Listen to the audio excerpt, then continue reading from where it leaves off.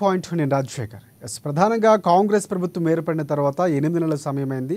పూర్తిగా ఇంతవరకు 6 గ్యారంటీలు కానీ ప్రతి పథకానికి ప్రతి స్కీమ్కి కూడా ఒక నిర్దిష్టమైనటువంటి గైడ్లైన్స్ విడుదల చేస్తుంది. పక్కా వ్యూహంతో ప్రజల నుంచి అభిప్రాయాలు సేకరించుకొని వెళ్తుంది. ఈ దిశగానే గత ప్రభుత్వంలో వచ్చినటువంటి కొన్ని స్కీములు కానీ పథకాలు కానీ పూర్తి స్థాయిలో అందలేదు అన్నటువంటి అభిప్రాయంతో వాటిని ప్రక్షాళన చేస్తూ నిజమైన అర్హులు గుర్తిస్తూ దానికి ఒక విధి విధానాలు ద్వారా ముందుకు వెళ్ళి నిజమైన లబ్ధిదారులకి అందించే విధంగా కాంగ్రెస్ ప్రభుత్వం కొత్తగా ప్రతిపాదనలు సిద్ధం చేస్తుంది. ఆ దిశగానే ముందుకు వెళ్తామని చెప్తుంది. ఇప్పటికే రైతు భరోసాకు సంబంధించి పూర్తిగా నేరుగా అక్కడ వారు ఉన్నటువంటి రైతులకు సంబంధించి రైతు భరోసాకు సంబంధించి ఎలాంటి రెస్ట్రిక్షన్స్ ఉన్నాయి, లేకపోతే వారికి సంబంధించి నేరుగా వెళ్ళి వారి దగ్గర నుంచి సమాచారం సేకరించే కార్యక్రమం కూడా జరిగింది. ఇక్కడ ప్రతి విషయాన్ని కూడా ప్రజలకు అనుకూలంగా ప్రజాప్రభుత్వం ప్రజాపాలన ఈ దిశగానే కాంగ్రెస్ ప్రభుత్వం వెళ్తుంది. ఇటువైపు నుంచి గతంలో బీఆర్ఎస్ పార్టీ చాలా ప్రతిష్టాత్మకంగా చేసింది అని చెప్పుకున్నటువంటి పరిస్థితి, ఆ స్కాములకు సంబంధించి స్కీములు ఇవన్నీ కూడా బయటపడుతున్నాయి. ఇది ఒక అంశం అయితే ఇక్కడ స్కీములు అర్హులకు నిజమైన అర్హులు గుర్తించడం ప్రక్షాళన చేయడం అనే దిశగానే కాంగ్రెస్ ప్రభుత్వం వెళ్తుంది. సో దీనికి సంబంధించి బీఆర్ఎస్ పార్టీ ఏమంటుంది, గత ప్రభుత్వానికి సంబంధించినటువంటి ఏమైనా అభ్యంతరాలు చెప్తుందా, సూచనలు చేస్తుందా, బీజేపీ పార్టీ ఏం మాట్లాడుతుంది, కాంగ్రెస్ ప్రభుత్వం ఎలాంటి స్టాండ్తో ముందుకు వెళ్తుంది, ఇవన్నీ కూడా ఈరోజు డిబేట్ పాయింట్లో చర్చిద్దాం. ప్రధానంగా కాంగ్రెస్ పార్టీకి సంబంధించి టీపీసీసీ అధికార ప్రతినిధి జ్ఞాన్ సుందర్ గారు మనకి స్టూడియోలో అందుబాటులో ఉన్నారు. అలాగే బీఆర్ఎస్ పార్టీకి సంబంధించి వివేక్ గారు కాసేపట్లో జాయిన్ కాబోతున్నారు. బీజేపీ పార్టీకి సంబంధించి క్రాంతికన్ గారు మనకి లైవ్లో సిద్ధంగా ఉన్నారు, ఫోన్ లైన్లో లైవ్ ద్వారా సిద్ధంగా ఉన్నారు మనకి జూమ్లో. అండ్ అనలిస్ట్ ముఖేష్ శ్యామల గారు ఆయన కూడా కాసేపట్లో జాయిన్ కాబోతున్నారు. వీరందరూ కూడా ముందుగా ధన్యవాదాలు. వెల్కమ్ టు అమ్మా న్యూస్ డిబేట్. అండ్ ప్రధానంగా ఒకటి, కాంగ్రెస్ ప్రభుత్వం ఏదైతే పథకాల స్కీములు దీని మీద మనం చర్చ ప్రధానం కొనసాగిద్దాం. ముందుగా జ్ఞాన్ సుందర్ గారు మీరు చెప్పండి, అంటే కాంగ్రెస్ ప్రభుత్వం ముందు నుంచి కూడా 6 గ్యారంటీలు అనేది ఏదైతే ఉందో దానికి సంబంధించి కూడా పూర్తి స్థాయిలో రేషన్ కార్డులు ప్రామాణికంగా తీసుకోవడం కానీ, లేకపోతే అప్పుడున్నట్టు లబ్ధిదారులకు అనుకూలంగా చాలా మార్పులు చేసి తీసుకువచ్చింది. అంటే మొన్న జరిగినటువంటి రైతు భరోసా ఏదైతే దానికి సంబంధించినటువంటి ప్రత్యేకంగా ఒక విధి విధానాలు రూపకల్పన చేసి ముందుకు వెళుతున్నటువంటి పరిస్థితి. ఇంకొకటి అంటే ఇప్పటివరకు ఆగస్టు 15 డెడ్ లైన్ పెట్టారు మీరు, ఏదైతే పూర్తిగా రుణమాఫీ చేస్తున్నటువంటి అంశంలో కూడా అదే ప్రతిపాదికన ముందుకు వెళ్తున్నారు. కానీ ఇక్కడ బీఆర్ఎస్ పార్టీ కూడా చాలా విమర్శలు చేస్తుంది. ప్రధానంగా అంటే ఏ వ్యూహంతో కాంగ్రెస్ ప్రభుత్వం ముందుకు వెళుతుంది, ఎందుకు అసలు ఈ ప్రక్షాళన చేస్తుంది అంటే ఏం చెప్తారు?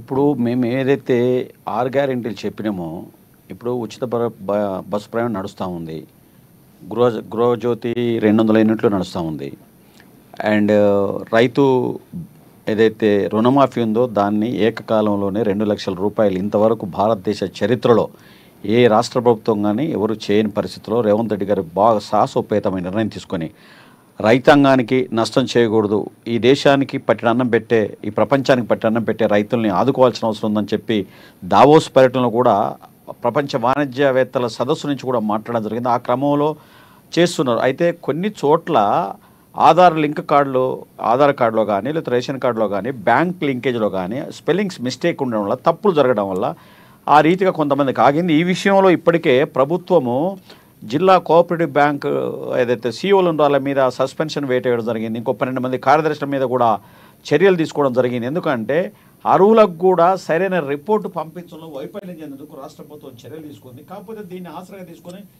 బీఆర్ఎస్ పార్టీ బీజేపీ కానీ ఆరోపణ చేస్తుంది, కానీ అది సత్యం కాదు. ఇప్పటికే రాష్ట్ర ప్రభుత్వం బ్యాంకులతో చర్చలు జరుపుతూ ఉంది. కోఆపరేటివ్ బ్యాంక్ సొసైటీ అధికారులతో కూడా చెప్పి వాస్తవమైన అరువులను జాబితా తయారు చేయమని చెప్పి ఆదేశించడం జరిగింది. ఎందుకొరకంటే ఇవాళ వాస్తవికంగా గతంలో బీఆర్ఎస్ పార్టీ ఏదైతే రైతు బంద్ ఉందో దాన్ని గుట్టలకు, చెట్లకు, పుట్టలకు, పెట్రోల్ బంకులు, రియల్ ఎస్టేట్ వ్యాపారస్తులకు కూడా ఇవ్వడం జరిగింది. ఈనాడు ఆర్థిక పరిస్థితి మంచిగా లేదు, ఆర్థిక సంక్షోభంలో ఉన్నట్టు నిజంగా చెప్పాలంటే ప్రభుత్వం 7 లక్షల కోట్ల రూపాయల అప్పులు చేసి కాంగ్రెస్ పార్టీ ప్రభుత్వం నెత్తిన పెడితే భారమైనప్పటికీ బాధ్యత స్వీకరించి ప్రభుత్వాన్ని ప్రగతి పదంలో నడిపేయడం కోసం రేవంత్ రెడ్డి గారు తీవ్రమైన కృషి చేస్తాను. అందులో భాగమైన దావోసు కూడా వెళ్ళి కూడా ఏదైతే నిరుద్యోగులకు కానీ లేకపోతే ఈ రాష్ట్రంలో పెట్టుబడులు పెట్టడం ద్వారా సుమారుగా 31,000 పైచీలకు కోట్ల రూపాయలను పెట్టుబడులకు తీసుకురావడానికి అంగీకారం చేయడం జరిగింది. అదే క్రమంలో 30,000 మంది నిరుద్యోగులకు ఉద్యోగాలు ఇచ్చే పరిస్థితి ఉంది. ప్రగతి పదంలో ప్రభుత్వం నడిపే క్రమంలో ఆర్థిక వనరులను దుర్వినియోగం కాకుండా ఏదైతే గతంలో అనేక రకాలుగా గొర్రెల కుంభకోణం కానివ్వండి, లేకపోతే దళిత బంధు కానివ్వండి, మన రైతు భరోసా కానీ ఈ రీతిగా చెప్పుకుంటూ పోతే వందల ఎకరాల ఉన్నోళ్లకు రైతు బంద్ ఇవ్వడం జరిగింది గతంలో. మరి ఇప్పుడు అట్లా ఆ రీతిగా ఇవాళ ఈ ప్రభుత్వం ఇవ్వడం కుదరదు. విచారణ జరిగి సంపూర్ణంగా ప్రజల మధ్యలోకి వెళ్ళి ప్రజల అభిప్రాయం తీసుకొని ఒక కంక్లూజన్కి వచ్చి దాన్ని చేయాలని ఉంది. అదే క్రమంలో ఏమైనా రేషన్ కార్డుల గురించి కూడా పేపర్ల ఉప కమిటీ ఇవ్వడం జరిగింది. తప్పకుండా 1,50,000 రూపాయలు గ్రామాల్లో, 2 లక్షల రూపాయలు పట్టణ ప్రాంతాల్లో, 3 ఎకరాల తరి భూమి అయితే 7 ఎకరాలు కుష్కి ఏదైతే శల్క భూములు వాటికి కలిగి ఉన్న వాళ్ళకు రేషన్ కార్డు ఇవ్వాలనే ఆలోచన ప్రభుత్వం ఉంది.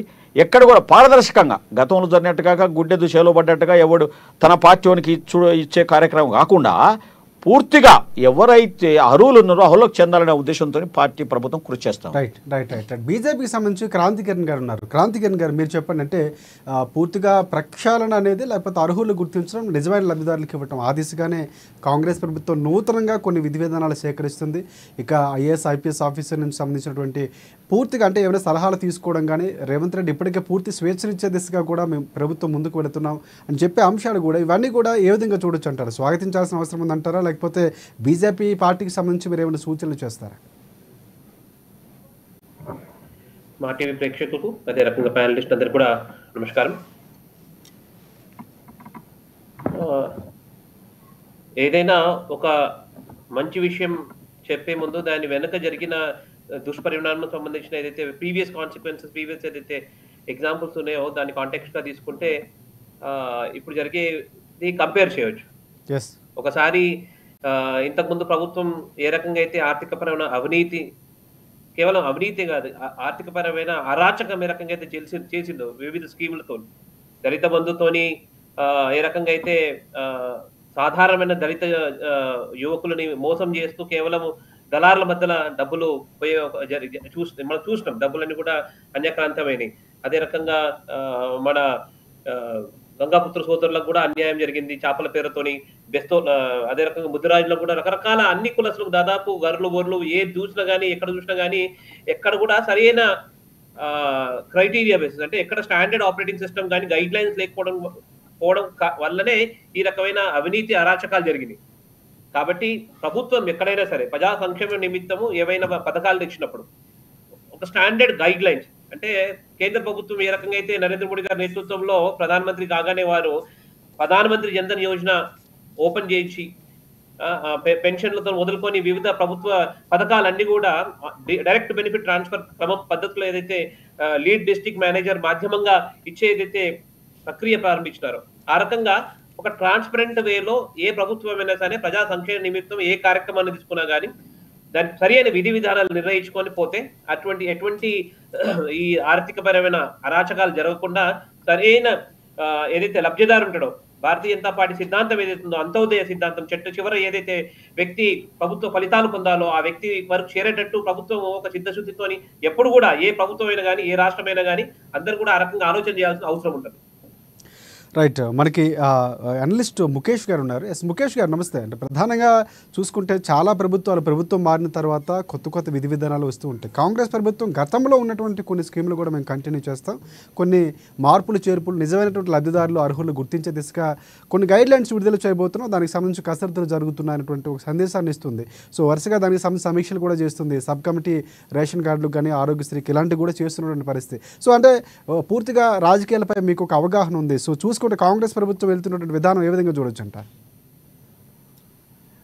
రేషన్ కార్డులు అర్హులైనటువంటి వాళ్లకు ఇవ్వకపోవడం అనేది బీఆర్ఎస్ చేసినటువంటి అతిపెద్ద తప్పు. ఎందుకనంటే గత 2 టర్ములుగా పాలించి అసలు మినిమం రిక్వైర్మెంట్ అయినటువంటి రేషన్ కార్డు ఇవ్వడంలో అత్యంత వైఫల్యం చెందిందని నేను చెప్పగలుగుతాను. కానీ మొన్న ఉత్తమ్ కుమార్ రెడ్డి గారి రివ్యూ నేను హిందూ పేపర్లో చదివాను.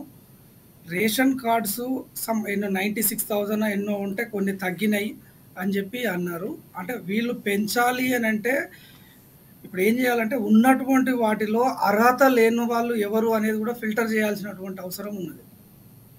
దాని తర్వాత ఒక్కొక్క స్కీము వెల్ఫేర్ స్కీమ్స్ ఏవైతే ఉంటుందో దాన్ని మనము ఆదాయం ప్రామాణికంగా తీసుకుంటున్నాం కాబట్టి దాన్ని నేను అనుకుంటాను ఆధార్ కార్డు పాన్ కార్డు అనుసంధానం చేసుకుంటే ఒక అక్యురేట్ బెనిఫిషరీ ఎవరు అనేది తెలుస్తున్నది. కానీ రేషన్ కార్డు విషయానికి వచ్చేస్తే వాళ్ళు పెట్టినటువంటి ఏదైతే ఆ నిబంధనలు ఉన్నాయో అవి వర్కౌట్ కావేమో అనిపిస్తూ ఉన్నది. ఇప్పుడు అన్న చెప్తుంటే విన్నాను, గ్రామీణ ప్రాంతాల్లో కొంత, పట్టణ ప్రాంతాల్లో 2.5 lakhs అని అంటున్నారు. అంటే ఆ పెట్టినటువంటి అర్హత బాగానే ఉంది కానీ వెన్ కమ్ టు ప్రాక్టీస్ ఏ విధంగా ఉంటుందో అని నాకే ఒక భయంకరంగా ఉన్నది అది. అంటే జనరల్గా ఏంది అని అంటే ఒక పథకానికి అర్హత పెట్టినప్పుడు ఫైరవీలు పెరుగుతూ ఉంటాయి. కింది స్థాయిలో ఉన్నటువంటి లీడర్షిప్ వాళ్ళని వాళ్ళు ఎస్టాబ్లిష్ చేసుకునేటటువంటి క్రమంలో ఇక్కడ ప్రభుత్వాన్ని, పాలనలో ఉన్నటువంటి ప్రభుత్వాన్ని, అధికారులను ఇద్దరిని మిస్గైడ్ చేసేటటువంటి అవకాశం ఉన్నది. ఎందుకు అంటే మెయిన్ ఎన్నికలు ఎమ్మెల్యే ఎన్నికలు అయిపోయినాయి, ఎంపీ ఎన్నికలు అయిపోయినాయి. ఇందులో నేను అనుకుంటాను ఎమ్మెల్యే, ఎంపీలు, ఎమ్మెల్సీలు కూడా ఇందులో ఇన్వాల్వ్ కారు. కేవలం వాళ్ళు ఓపెన్ చేస్తారు, వెళ్ళిపోతారు. రేపు జరగబోయే ఎన్నికలన్నీ గ్రామ పంచాయతీ లెవెల్లో, మున్సిపాలిటీ లెవెల్లో ఉన్నాయి కాబట్టి అక్కడి నుంచి వచ్చే వార్డు కౌన్సిలరే కావచ్చు, వార్డు మెంబర్ నుంచి పైరవీలు స్టార్ట్ అవుతాయి. దీన్ని ప్రభుత్వం ఏ విధంగా ఎదుర్కోగలుగుతున్నది అనేది పెద్ద క్వశ్చన్ మార్క్. అల్టిమేట్గా ఉన్నటువంటి అధికారిని అక్కడ ఎండిఓనో, ఎంఆర్ఓనో డిప్యూట్ చేసినప్పుడు వాళ్ళు ఖచ్చితంగా ఎమ్మెల్యే ఇన్ఫ్లుయెన్స్డ్ ఉంటాడు, మా లీడర్ ఉంటాడు, చెప్పినప్పుడు వినండి అని అంటారు. అయితే వీళ్ళు పెట్టినటువంటి అర్హతలు నాకు ఒక రకంగా బాగానే ఉన్నాయి, కానీ వాటి ఇంప్లిమెంటేషన్లో ప్రభుత్వము ప్లస్ అధికారులు అబాసు పాల కాబోతుందని మాత్రం నేను ముందే చెప్పగలుగుతున్నా.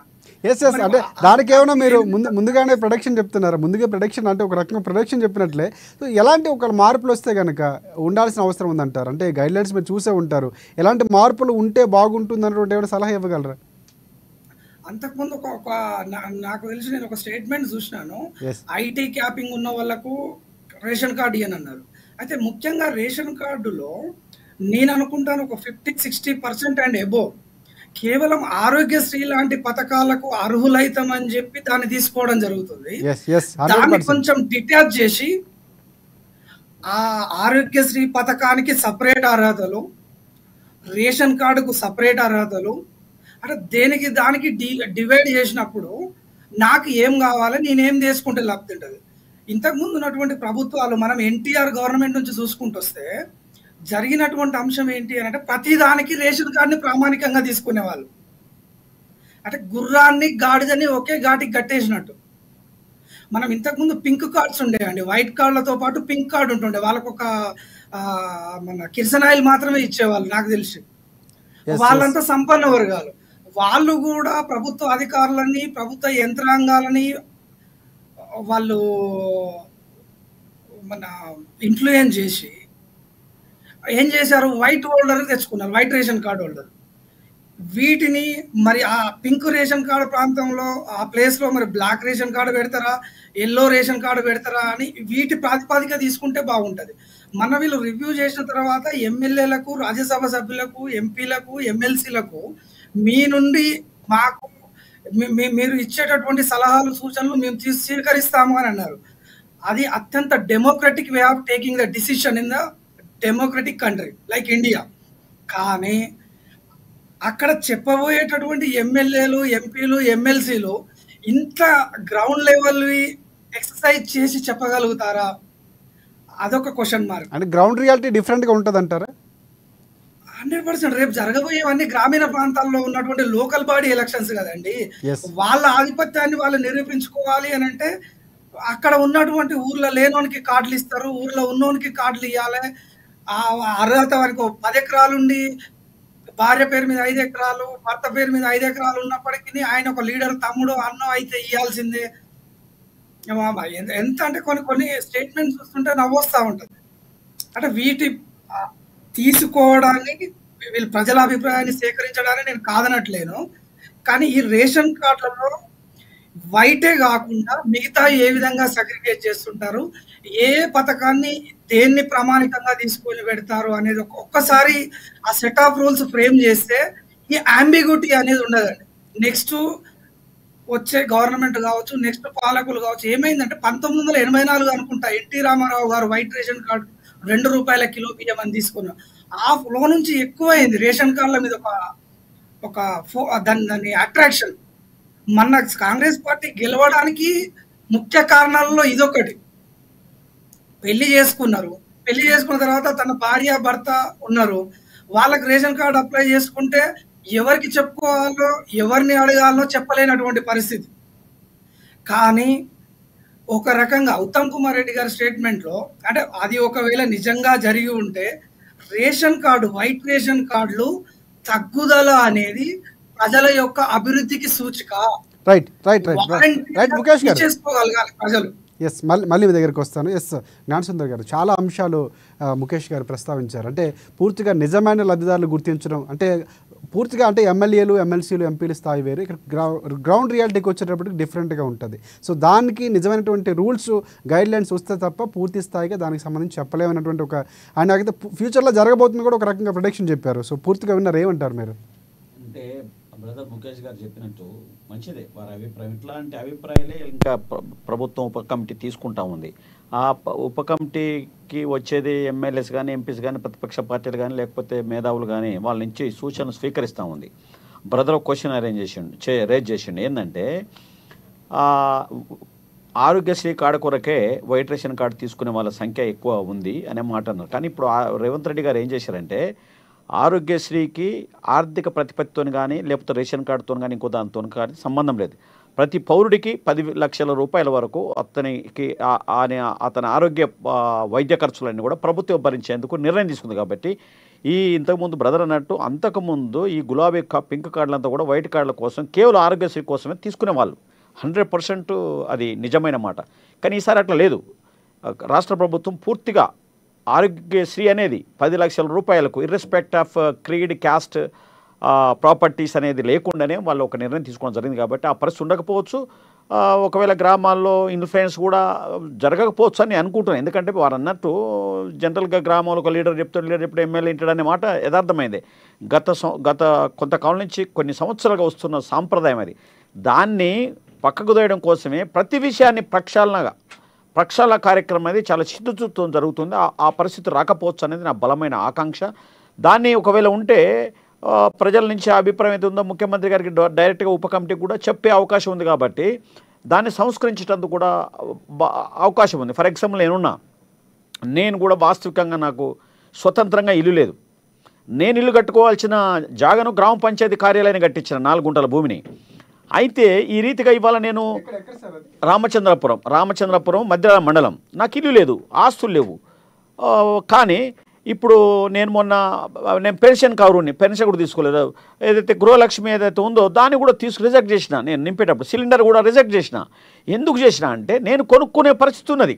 నా సిలిండర్ వేరే ఇంకో సామాన్యునికి ఉపయోగపడాలి, నాకు వచ్చే రేషన్ ఇంకొకరికి ఉపయోగపడాలనే ఉద్దేశంతో నేను దాన్ని రిజెక్ట్ చేయడం జరిగింది. నేను దానికి గర్వపడుతున్నా.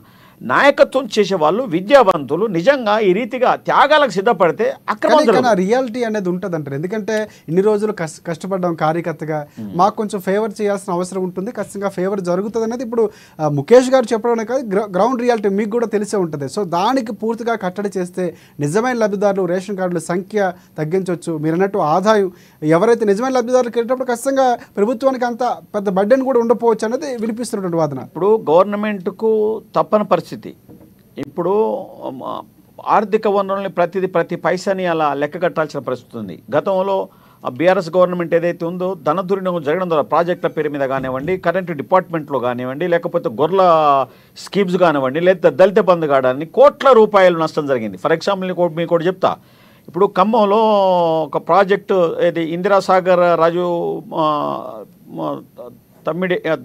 ప్రాజెక్టు రెండింటిని కలిపి 1,533 కోట్ల రూపాయలతో ప్రాజెక్ట్ స్టార్ట్ చేస్తే 6 లక్షల రూపాయలు సాగులోకి వచ్చేది.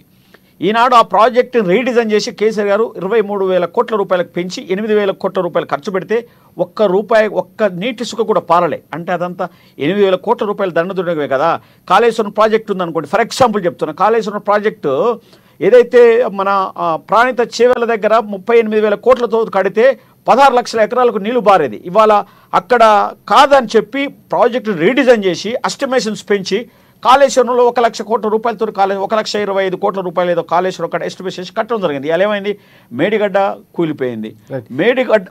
మేడిగడ్డలో ప్రాజెక్టు కట్టిన తర్వాత 2019లో ప్రారంభమైనాక 2022 లోపల దాని ఎస్టిమేషన్స్ పెంచారండి.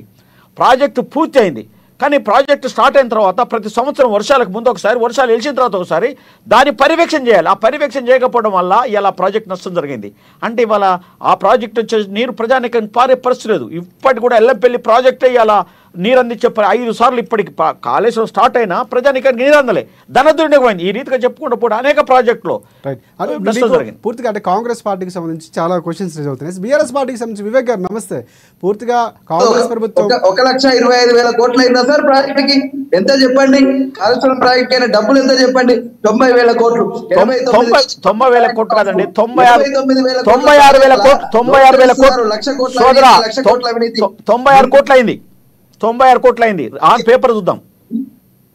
అదే సార్, ఆ పేపర్ చూడండి.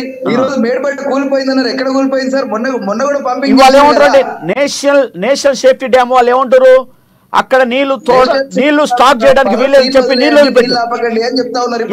జరుగుతా ఉంది కదా, గాయత్రి పంప్ హౌస్ లో పంపింగ్ జరుగుతా ఉంది కదా, pumping Medigadda Nandi pump house లో పంపింగ్ జరుగుతా ఉంది కదా, ఇప్పుడు నీళ్ళని ఎత్తిపోస్తా ఉన్నారు కదా. మిత్రమా, ప్రతి దగ్గర కూడా ప్రాజెక్ట్ రీడిజైన్ చేశారు. ఇవాళ మీకు అక్కడ మేడిగడ్డలో 30,000 కోట్లు ఆన్లైన్ టెండర్ కాకుండా వట్టిగా నామినేషన్. మిత్రమా, కేసీఆర్ కట్టిరు. ఈ రోజు కాళేశ్వరం ప్రాజెక్టు మొన్న వచ్చినటువంటి ఎగువ నుండి వచ్చినటువంటి వరదలకు తట్టుకొని నిలబడి ప్రాజెక్టు గెలిచి నిలిచి ఈ రోజు తెలంగాణ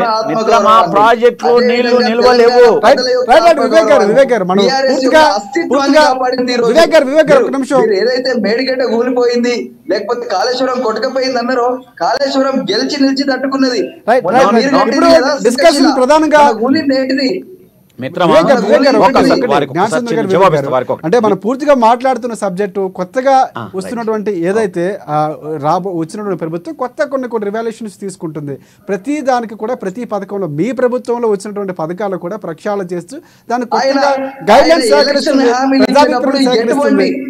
దాన్ని మీరు స్వాగతిస్తారా లేదా? దాన్ని ఎలాంటి సూచనలు చేస్తారు వివేక్ గారు? కూడా పెట్టలేదు. ఈ రోజు రైతు రుణమాఫీ 2 లక్షలు కట్ చేయడానికి ఈ రోజు ఏం చేశాడు? ప్రామాణికం ఏమన్నాడు? ఈ రోజు రేషన్ కార్డు ప్రామాణికం చేసిండు. రేషన్ కార్డు ప్రామాణికం చేసి ప్రతి కుటుంబానికి, అంటే ఒక కుటుంబానికి ఒక రేషన్ కార్డు ఉంటే ఆ కుటుంబం మొత్తానికి 2 లక్షల లోపే రుణమాఫీ అన్నాడు. ఎలక్షన్ ముందు అట్లా చెప్పలేదు కదా. ప్రతి ఒక్క రైతు, నేను ఇప్పుడు చెప్తా ఉన్నాను, మీరు వెళ్ళి లోన్ తెచ్చుకోండి, ప్రతి ఒక్కరు 2 లక్షలు తెచ్చుకోండి, అందరికి మాఫీ చేస్తా, డిసెంబర్ 9 తారీఖు మాఫీ చేస్తా అని చెప్పిండు. డిసెంబర్ 7 తారీఖే ప్రమాణ స్వీకారం చేసిండు. చేయలేదు కదా మరి డిసెంబర్ 9 తారీఖు రైతు రుణమాఫీ. ముఖేష్ గారు, వివేక్ గారు, వివేక్ గారు, ఈ రోజు రేషన్ కార్డు చేర్చడం వల్ల రేషన్ కార్డు ఉన్న మిత్రమా, ఒకసారి కంప్లీట్ చేయండి. అందుకోలేకపోతా ఉన్నాయి. మీరు ముందు చెప్పలేదు కదా. ఈ రోజు ప్రతి ఒక్కరు రైతు, మీకు ప్రతి ఒక్కరు రైతు అయితే చాలు 2 లక్షల రుణమాఫీ చేస్తా అని ఈ రోజు రేషన్ కార్డును ప్రామాణికం చేసిర్రు. మరి ఆ రోజు చెప్పలేదు కదా, రేషన్ కార్డు ఉన్న వాళ్ళు మాత్రమే రుణాలు తెచ్చుకోండి, మేము రేషన్ కార్డు ఉన్న వాళ్ళకే రైతు రుణమాఫీ చేస్తామని. ఎక్కడ మీ నిబద్ధత? ఏది మీ నిబద్ధత? మీరు రాహుల్ గాంధీ గారు చెప్పిన మాటకు మీకు విలువలేదా? రాహుల్ గాంధీ గారు కూడా చెప్పారు కదా రైతు రుణమాఫీ చేస్తామని.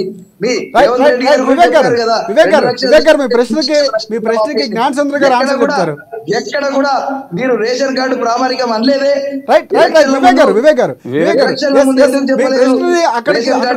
మళ్ళీ ఆన్సర్ మీకు మళ్ళీ మీ దగ్గరకు వస్తాను నేను. ఎస్, జ్ఞానచంద్ర గారు చెప్పండి. పూర్తిగా రాహుల్ గాంధీ గారికి ఇచ్చిన మాట కూడా జరగలేదు అన్నటువంటి వ్యాఖ్యలు చేస్తున్నారు. ఎస్, మీరేం చెప్తారు చెప్పండి. తప్పు అది. ఇప్పుడు కూడా రేషన్ కార్డు ప్రమాణికేమి లేదు. ఖాళీ బ్యాంకుల లోను పాస్ పుస్తకాన్ని కనుక పెట్టుకుంటే తీసి ఇస్తున్నారు.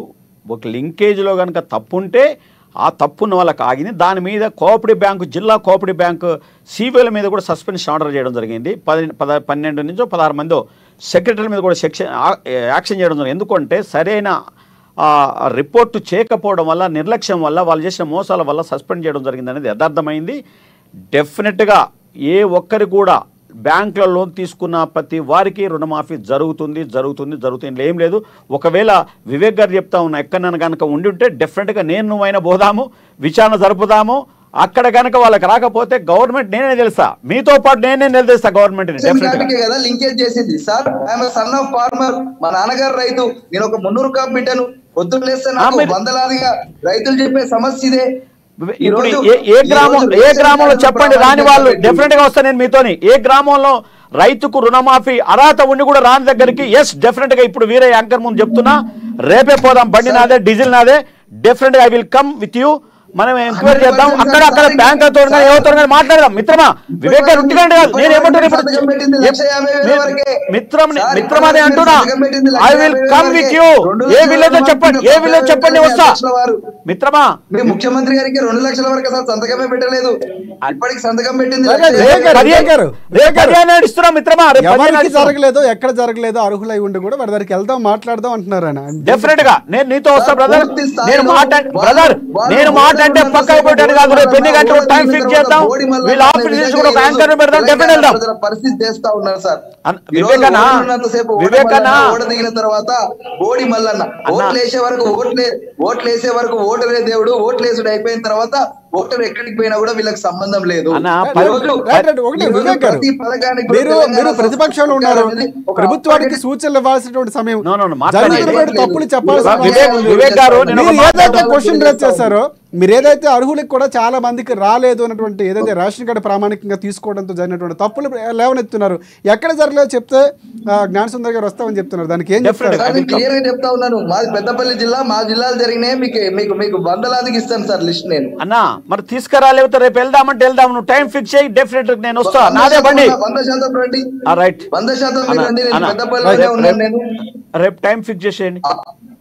ఇది అయిపోయిన తర్వాత మీకు ఖచ్చితంగా ఫోన్ మాట్లాడతాను. తప్పకుండా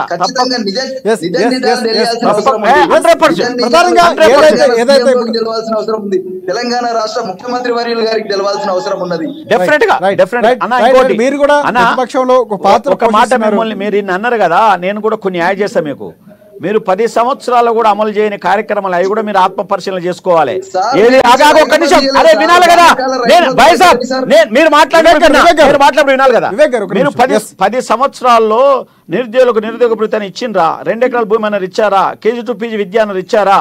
ఈ రీతిగా మీకు చెప్పుకుంటూ పోతే 10 సంవత్సరాలు ఈవెందో కేసీఆర్ ఊర్లో చింతమడకలో హౌసెస్ స్కీమ్ ఆయన ఇనాగ్రేట్ చేసి కంప్లీట్ చేయలేదు. ఇప్పటికి 200 ఇవాళ శ్రీనివాసరెడ్డి మంత్రి గారు ఆదేశాలు ఇచ్చిండు, ఆ 200 కూడా అయితే కేసీఆర్ వదిలిపెట్టారో దాన్ని కూడా ఫుల్ఫిల్ చేయమని చెప్పి ముఖ్యమంత్రి స్వయంగా గ్రామంలో చింతమడకలో చెప్తున్నా. ఈ రోజు ఈనాడు పేపర్లో వచ్చింది, మీరు చదవండి ఒకసారి. గతాన్ని కూడా మీరు పరిశీలించుకోవాలి. ప్రభుత్వం ఏర్పడి 9 నెలలు అంటున్నారు, అందులో 2 నెలలు ఎలక్షన్ గా పోయింది, అంటే కనీసం 6-7 నెలలు అవుతుంది. 6-7 నెలల్లో మేము ఎన్ని చేయాలో బాయ్సాబ్ ఇవాళ ఎన్ని చేయాలని చేసినాం. కానీ 10 సంవత్సరాలు మీరు చేసిన ప్రామిస్ కూడా మీరు ఆత్మవిమర్శ చేసుకోవాలి. బాయ్సాబ్ మమ్మల్ని విమర్శ వివేక్ గారు మమ్మల్ని విమర్శ చేయడం కాదు, మీరు కూడా ఆత్మవిమర్శ చేసుకోవాల్సిన అవసరం ఉందన్న మాట గుర్తు చేస్తా ఉన్నా. కాంగ్రెస్ పార్టీ అధికారంలోకి వస్తే సరిపోతుందని చెప్పారు. వివేక్ గారు ఇందాక రేషన్ కార్డుకు సంబంధించి వివేక్ గారు అన్నిటిని మాయం చేస్తా అని చెప్పారు. రైట్ వివేక్ గారు, ఇందాక రేషన్ కార్డుకు సంబంధించి ముఖేష్ గారు చాలా అంశాలు ప్రస్తావించారు. అండ్ మళ్ళీ మీ దగ్గరికి వస్తాను, దానికి సంబంధించి మీరు వినే ఉంటారు, లేకపోతే మళ్ళీ మీకు మరొకసారి నేను రిపీట్ చేస్తాను కూడా. ఎస్ క్రాంతికిరణ్ గారు చెప్పండి పూర్తిగా. ఇందాక ముఖేష్ గారు చాలా అంశాలు ప్రస్తావిస్తూ రేషన్ కార్డుకు సంబంధించి పాన్ కార్డుకు సంబంధించి లింక్ ఉండాల్సిన అవసరం ఉందా, లేకపోతే కొన్ని అంశాలు లేవనెత్తారు. చాలామంది ఆరోగ్యశ్రీ కార్డు కోసమే రేషన్ కార్డుకు సంబంధించి కూడా అప్లై చేసుకోవటం, నిజమైన లబ్ధిదారులు ఈ విధంగా కొంతవరకు లాస్ అయిపోతున్నారు. పూర్తిగా రియాలిటీ గ్రౌండ్ రియాలిటీకి వచ్చేటప్పటికి ఏదైతే ఇటువైపు ఎమ్మెల్యేలు కానీ లేకపోతే వీళ్ళకంటే కూడా పూర్తి స్థాయిలో ఇక్కడ అనుకూలంగా ఉన్నటువంటి వారికి ఇవ్వటం, నిజమైన లబ్ధిదారులకు ఇవ్వకపోవడం, దానివల్ల కూడా ఎక్కువగా ప్రజాధనం దుర్వినియోగం అవడంతో పాటు నిజమైన లబ్ధిదారులు కోల్పోతున్నారనే అంశాన్ని కూడా లేవనెత్తారు. దాంట్లో ఇంకా కొంచెం జాగ్రత్తగా తీసుకోవాలి, ప్రత్యేక గైడ్లైన్స్ ఉండాల్సిన అవసరం ఉందని కూడా అన్నారు. సో మీరేమంటారు, ఏకీభవిస్తారా?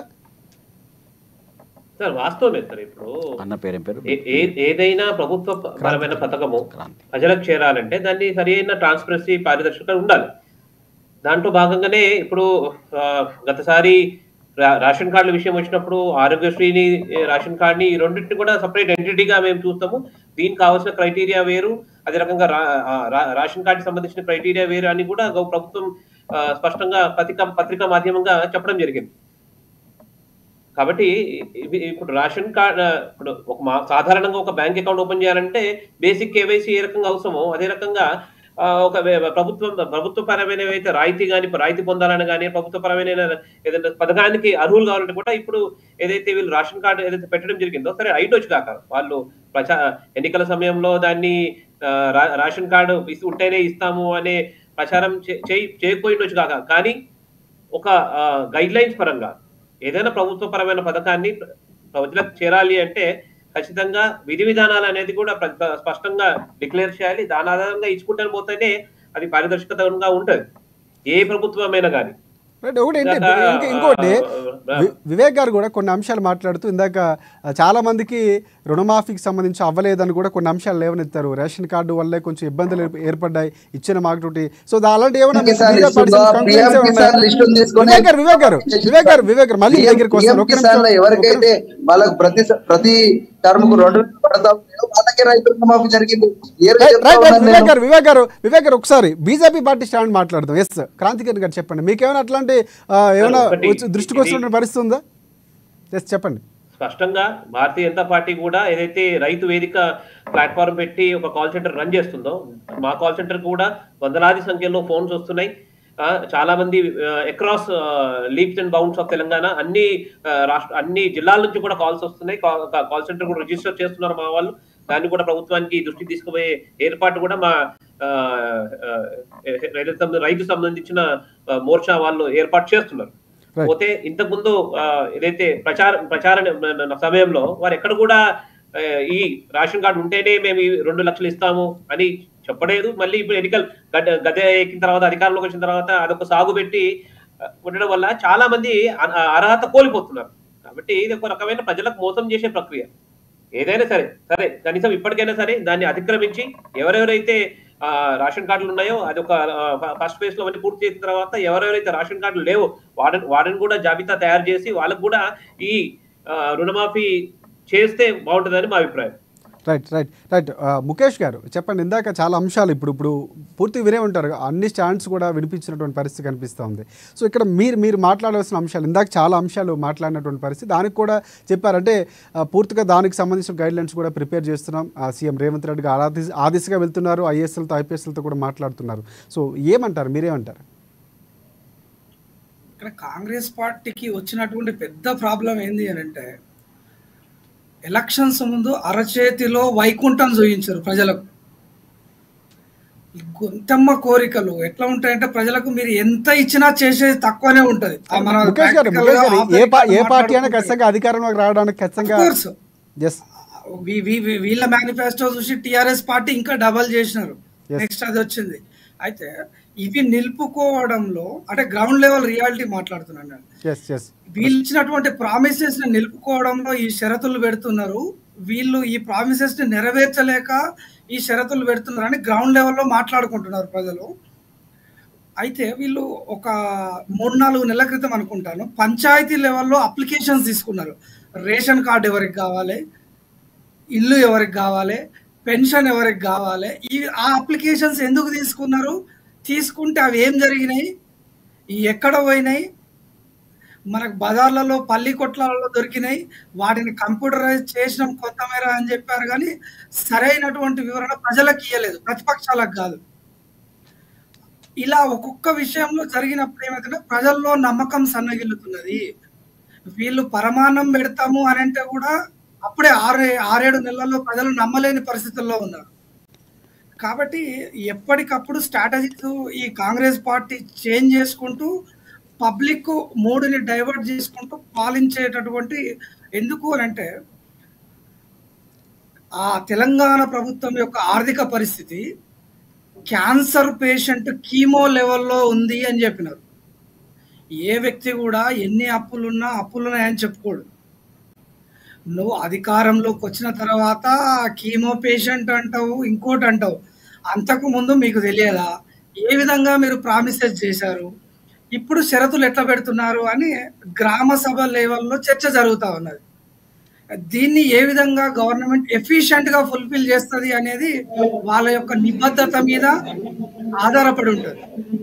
I hope government will do. ఎందుకు అని అంటే వీళ్ళకి ఈ 5 సంవత్సరాలు మాత్రమే పాలించాలి అనే ఆకాంక్ష కాదు, ఇంకొక 20 సంవత్సరాలు పాలించాలి, ఒక రిమార్కబుల్ పాలన అందియాలనే ఉద్దేశం ఉంది అని నేను అనుకుంటున్నాను.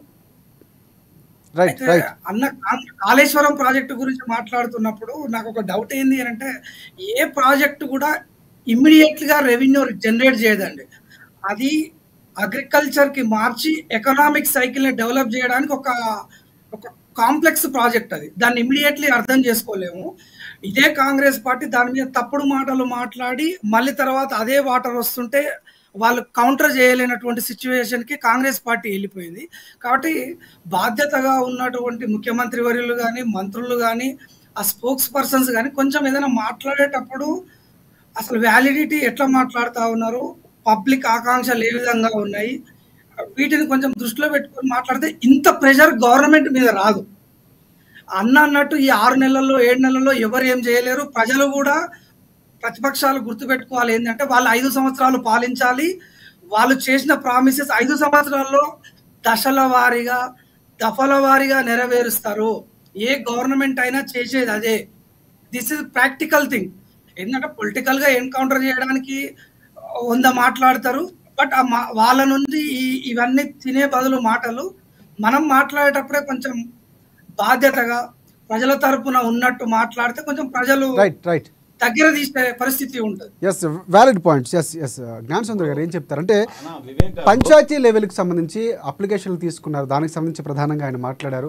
దాని ప్రాసెస్ ఎంతవరకు వచ్చింది, కొన్ని పల్లీల కొట్లు దొరికాయి చేస్తున్నాం దానికి సంబంధించి అని చెప్పారు. అది కూడా అడిగినటువంటి పరిస్థితి, అంటే ఆర్థిక పరిస్థితి ముందే తెలియదు, ఇలాంటి కొన్ని ప్రశ్నలు లేవనెత్తారు. ముఖేష్ గారు ఏం చెప్తారు? జ్ఞాన సుందర్ గారు ఇంతకుముందు మన వివేక్ గారు కానీ, సరే ముఖేష్ అన్న కానీ, మన క్రాంతి అన్న కానీ మాట్లాడేటప్పుడు రేషన్ కార్డు లింకేజే ఇంపార్టెంట్ అని చెప్పి ఏం చెప్పాలి. ఇప్పటికి కూడా బ్యాంక్ పాస్ పుస్తకం ఉంటే అక్కడ బ్యాంక్ అకౌంట్ దానికి క్లియర్గా ఆధార్ కార్డుతో లింకేజ్ కరెక్ట్ స్పెల్లింగ్ మిస్టేక్స్ లేకుండా డెఫినెట్ ఇస్తున్నారు. ఒకవేళ అట్లా ఉంటే సవరిస్తున్నారు. First clear. రెండోది అన్న కాళేశ్వరం ప్రాజెక్టు మీద అన్నారు. నిజమే, కాళేశ్వరం ప్రాజెక్టు విషయంలో ఏదైతే చేవెళ్ళ ప్రాణహిత చేవెళ్ళ ప్రాజెక్ట్ ఏదైతే ఉందో ఆ ప్రాజెక్టుకు 38,000 కోట్ల రూపాయలే ఖర్చు అయ్యేది ఉండే, 16 లక్షల ఎకరాలు పారేది ఉండే. దాని డిజైన్ మార్చి కాళేశ్వరం ప్రాజెక్టు రూపొందన చేసిన తర్వాత దాని నుంచి ఇలా మేడిగడ్డ అయితే పిల్లర్స్కు క్రాక్ ఇచ్చినాయి, పనిచేయట్లేదు. నేషనల్ సేఫ్ డ్యామ్ వాళ్ళు వచ్చి విచారణ జరిపారు. దీంట్లో నీళ్లు స్టోరేజ్ ఉంచడానికి వీల్లేదనే మాట అయితే చెప్పారా లేదా? ఒకటి. రెండోది ధనదుర్గం గురించి మాట్లాడితే ఏదైతే మేడిగడ్డ ప్రాజెక్టు ఇది ఓపెన్ అయింది 2019లో ఓపెన్ అయింది, కానీ 2022లో ఎస్టిమేషన్స్ పెంచారండి. దాని కాళేశ్వరం ప్రాజెక్టు ఏదైతే ప్రాజెక్ట్ స్టార్ట్ అయినాక వర్షాలకు ముందు ఒకసారి విచారణ జరపాలి, వర్షాలు వెలిసిపోయిన తర్వాత విచారణ జరపాలి. దాని పర్యవేక్షణ లేకపోవడం వల్ల ఇలా పిల్లర్స్ కూలిపోయినాయండి. అక్కడ ఏదైతే కాఫర్ డ్యామ్ ఉందో ఆ కాఫర్ డ్యామ్ కూడా తొలగించే బాధ్యత ఎవడైతే ఉందో కాంట్రాక్టర్ది బాధ్యత. వాడేమన్నాడు 2022లో దీని అంతా బయటపడ్డ తర్వాత మాకు పూర్తి స్థాయి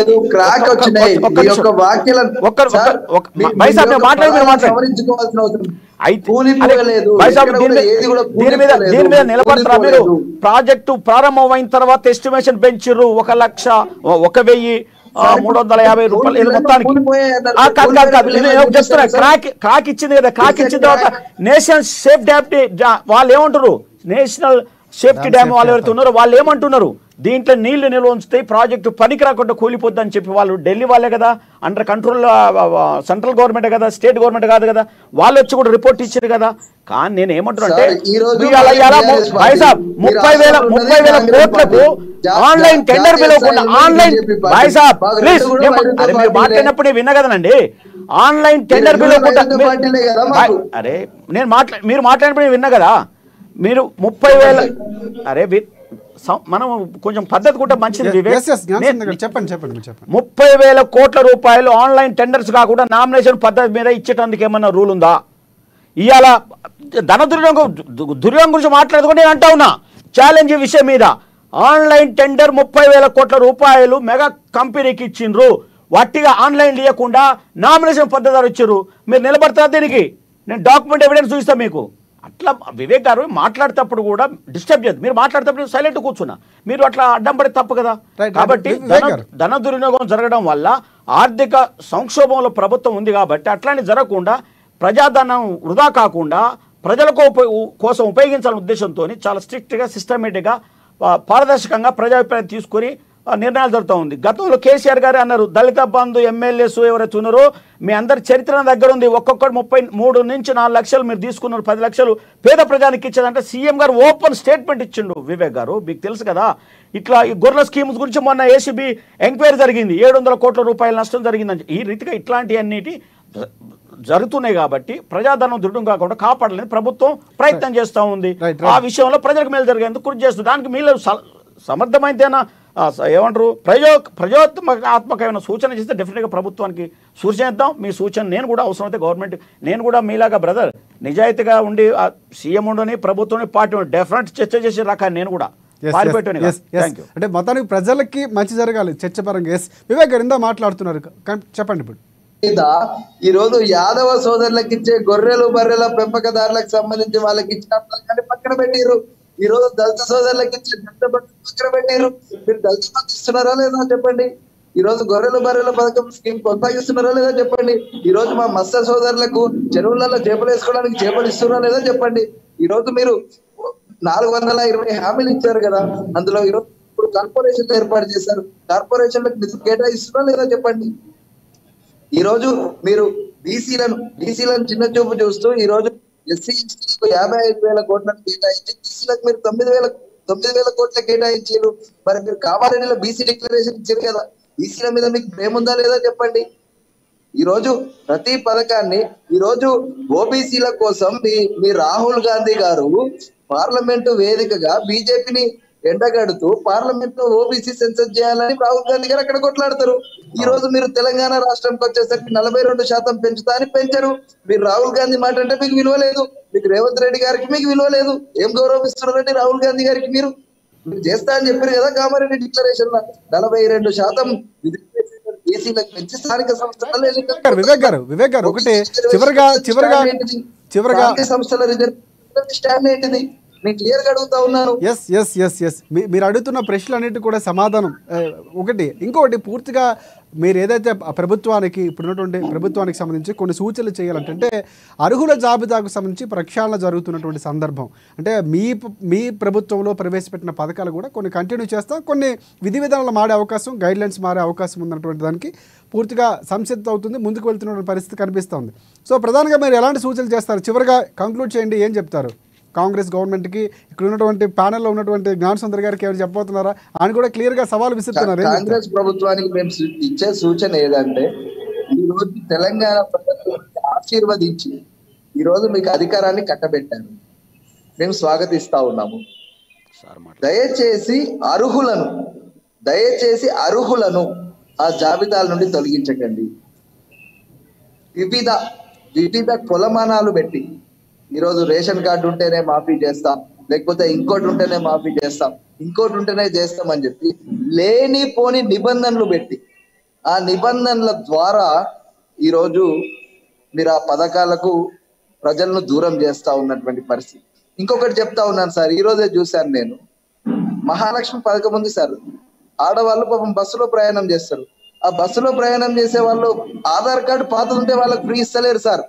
సపోజ్ కరీంనగర్ జిల్లా అందులో ఒకవేళ తెలంగాణ అని లేకుండా వాళ్ళకి పాత ఆధార్ కార్డు ఆంధ్రప్రదేశ్ ఉందనుకోండి, ఇందులో ఆంధ్రప్రదేశ్ పేరు ఉంది, కరీంనగర్ జిల్లా తెలంగాణలో అయినా మీరు ఆధార్ కార్డు అప్డేట్ చేసుకోలేదు కాబట్టి మీరు ఈ పథకానికి అనర్హులు అంటున్నారు. అంటే ప్రతి పథకానికి కూడా కొర్రీలు పెట్టే విధంగా లబ్ధిదారులకు లబ్ధి చేకూర్చకుండా రకరకాల మరి మీరు ఏదైతే ప్రజాధనం వృధా కావద్దు అంటున్నారు, ఆ వృధా కాకూడదనేటువంటి సందర్భంలో నిజమైనటువంటి ప్రజలు ఎవరైతే పాపం ముసలి వాళ్ళు మురిగి వాళ్ళు అప్డేట్ చేసుకునే పరిస్థితిలో లేని వాళ్ళు ఉన్నారో వాళ్ళకు ఈ రోజు నష్టం జరుగుతా ఉందనే సందర్భాన్ని నేను తెలియజేస్తా ఉన్నాను. ఒకరికి ఎట్లా ఫ్రీ ఇచ్చారు, ఫ్రీ ఇచ్చినటువంటి దాంట్లో కరీంనగర్ లో మా కండక్టర్కే 1000 రూపాయల ఫైన్ వేశారు. ఎట్లా మీరు ఫ్రీ ఇచ్చారు, ఆధార్ కార్డు అప్డేట్ చేసుకోలేదు కాబట్టి. నేను ఏం చెప్తా ఉన్నానంటే ఖచ్చితంగా సామాన్య ప్రజలకు ఇంకా వాళ్ళకు అప్డేట్ చేసుకోవడం రావట్లేదు, ఇంకా కూడా వాళ్ళ దగ్గర లోటుపాట్లు ఉన్నాయి. ఆ లోటుపాట్లను చూపించి ఏదైతే ప్రజలకు ఇస్తా అన్నటువంటి 6 పథకాలను కుదిస్తా ఉన్నారు. ఇప్పటికి కూడా మహాలక్ష్మి గురించి ఎక్కడ మాట్లాడతలేరు మీరు. ఇంకొక 500 రూపాయలకే మీరు సిలిండర్ ఇస్తా అన్నారు, మరి 500 రూపాయలకు సిలిండర్ ఇస్తలేరు, సబ్సిడీని తర్వాత ఇస్తా ఉన్నారు. అయిపోతుంది కదా. విమర్శ చేయాలంటే రంధ్రాశనతోనే చాలా చేయొచ్చు వివేక్ గారు. ఇప్పుడు వాస్తవికంగా ముఖ్యమంత్రి గారు మాట్లాడిన మాటనే మీకు జ్ఞాపకం చేస్తున్నాను. దళిత బంధులో పూర్తిగా లబ్ధిదారునికి ఏమంటారు గొర్రెలు కానీ లేకపోతే బర్రెలు కానీ లేకపోతే వాహనం కానీ అందకుండా కమిషన్ల బేసిస్ తీసుకొని లోకల్ స్థానిక ఎమ్మెల్యే తీసుకున్నారని చెప్పి 3-4% తీసుకుని ముఖ్యమంత్రి కేసీఆర్ గారు మీ జాతకం నా దగ్గర ఉంది బిడ్డ అని చెప్పి కేసీఆర్ గారే అనడం జరిగింది.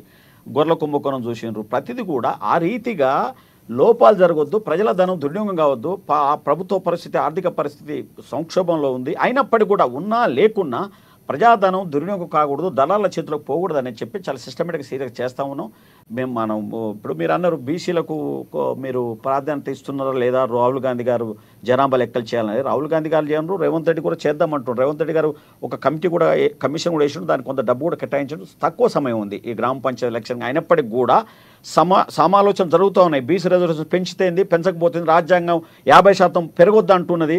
మరి ఈ రిజర్వేషన్లు ఎంత పెంచాలి ఈ సంగతి మీద తర్జన భర్జన జరుగుతూ ఉంది గవర్నమెంట్ అనే మాట మీకు గుర్తు చేస్తూ, వాస్తవికంగా చెప్పాలంటే మిత్రమా పూర్తిగా పారదర్శతోని పరిపాలన చేయాలనే ఉద్దేశంతో రేవంత్ రెడ్డి గారు చేస్తున్నారు. మీరు అంటారు బీసీల గురించి ఒక మాట అన్నారు. రాష్ట్ర క్యాబినెట్లో మాదిగలి రాష్ట్రంలో జనాభా ఎక్కువ, కేసీఆర్ క్యాబినెట్లో మాదిగా మంత్రి లేకుండా నడిపించారండి. బీసీల సంగతి మీరు మాట్లాడుతున్నారు, బీసీల గురించి కట్టుబాటు మద్దతు ఇచ్చి అసెంబ్లీ ఏకవాక్య తీర్మానం కేసీఆర్ కంటే ముందు రాజశేఖర్ గారు చేసిన మిత్రమా వివేక్ గారు, రాజశేఖర్ గారు కూడా అసెంబ్లీలో చేసిండ్రు. కానీ మీరు తీర్మానం చేసిండ్రు కరెక్టే. మంత్రివర్గంలో మాదిగా మంత్రి ఉన్నాడండి, చెప్పండి. అది మెజార్టీ కమ్యూనిటీ కదా ఈ రాష్ట్రంలో. మీరు ఏబీసీ ఒకటి వివేక్ గారు జ్ఞానసుందర్ గారు, ఒకటి పూర్తిగా మనకి సమయం చాలా తక్కువ ఉంది, డిబేట్ అవుతుంది, చాలా డిబేట్స్ అవుతున్నాయి. 5 ఏళ్ల పాటు ప్రశ్నించడం మీకు కూడా సమయం ఉంది. వివేక్ గారు చివరిగా తక్కువగా ఒక 2 లైన్లో చెప్పాలంటే ప్రజల తరపు నుంచి ఏం మాట్లాడతారు, ఏం చెప్తారు, ప్రభుత్వానికి ఏ సూచన చేస్తారు, చివరిగా చెప్పండి. సార్, 6 పథకాలను ప్రజలకు అందించే క్రమంలో ప్రజలకు ఆ పథకాలు అందకుండా వాళ్ళు నిజమైన లబ్ధిదారులు కాకుండా కొర్రీలు పెడతా ఉన్నారు. సార్, దయచేసి మేము మీకు ఓట్లేసి గెలిపించినటువంటి తెలంగాణ ప్రజల పక్షాన్ని అడుగుతా ఉన్నాం సార్. గెలిపించి మీకు ఓటర్ల పక్షాన్ని అడుగుతా ఉన్నాం సార్. దయచేసి వాళ్ళకి అన్యాయం చేయకండి. ప్రతి పథకానికి కూడా చిన్న చిన్న లోటుపాట్లు ఉన్నప్పటికీ కూడా మరి ఆ ప్రజలకు లబ్ధి చేకూర్చే విధంగా చేయండి అని చెప్పి మేము తెలంగాణ ప్రజల పక్షాన కోరుతా ఉన్నాం సార్. అధికారులు మీరు ఇచ్చినటువంటి గైడ్ లైన్స్ ను చాలా స్ట్రిక్ట్ గా ఫాలో అయ్యేటువంటి క్రమంలో లబ్ధిదారులకు లబ్ధి చేరకుండా చేస్తా ఉన్నారు సార్. దయచేసి మిమ్మల్ని గెలిపించి క్రాంతికరణ్ గారు వివేక్ గారు క్రాంతికరణ్ గారు చెప్పండి, మీరు చెప్పండి చివరిగా. అంటే ప్రభుత్వం చాలా ముందుకు వెళుతుంది, చాలా ఆలోచనలతో ముందుకు వెళుతుంది. బీజేపీ పార్టీకి సంబంధించి కూడా ఇందాక మీరు కూడా చాలా అంశాలు మాట్లాడుతున్నటువంటి పరిస్థితి చెప్పారు. సో చివరిగా చెప్పాలంటే అంటే గత ప్రభుత్వానికి ఈ ప్రభుత్వానికి వ్యత్యాసం అల్టిమేట్గా ప్రజలకి నిజమైన అర్హులకి ఎవరైతే ఉన్నారో వారికి నిజంగా ఆ పథకాలు అందాలి, లబ్ధిదారులకి సమన్యాయం జరగాలనేది మాత్రం మనం కోరుకోవాలి డిబేట్ పరంగా కూడా. సో మీరేం చెప్తారు, చివరిగా ఎలాంటి సూచనలు చేయబోతున్నారు, ఏం చెప్తారు? సార్, స్పష్టంగా లబ్ధిదారులందరూ కూడా ప్రభుత్వము ఏదైతే ప్రజా సంక్షేమ నిమిత్తం ఏవేవైతే పథకాలు ప్రవేశపెడుతుందో అవన్నీ కూడా ఫలితాలు ప్రజాస్వామ్య పద్ధతిలో ట్రాన్స్పరెంట్ గా అందరికి ప్రతి ఒక్క లబ్ధిదారు ప్రభుత్వం ఒక కాకపోతే ఆ క్రమంలో ఎక్కడైనా జాబితాలు ఉంటే ఎక్కడైనా గ్యాప్స్ ఉంటే వాటిని కూడా ఫేజ్డ్ మేనర్ లో రికవర్ చేస్తూ దాన్ని కూడా అందరికీ చేర్చే ప్రయత్నం చేయాలి. ఒకటి ఏంటంటే ప్రభుత్వాలు సహజంగా ఇందాక ముఖేష్ గారు అంటుంటే క్షేత్రస్థాయిలో స్వలాభం కోసము వాళ్ళు కొన్ని మేనేజ్మెంట్ చేస్తుంటారు. కానీ ఎక్కడో ఒక చోట రాజకీయ క్షేత్రంలో ఇంతకు ముందు ప్రభుత్వం ఏదైతే ఆర్థిక పరమైన అరాచకం అయితే చేసిందో ఆ రకంగా కాకుండా కనీసం కాంగ్రెస్ ప్రభుత్వమైనా కానీ లబ్ధిదారులకు అందరికీ కూడా ట్రాన్స్పరెంట్ పద్ధతిలో అన్ని విధి విధానం ప్రతి ఏ ప్రాజెక్ట్ ని ఏ ప్రజా సంక్షేమ పథకాన్ని తీసుకొచ్చినా కూడా దాని పద్ధతికి ఒక విధి విధానాలు ఇచ్చే ప్రయత్నం చేయాలి.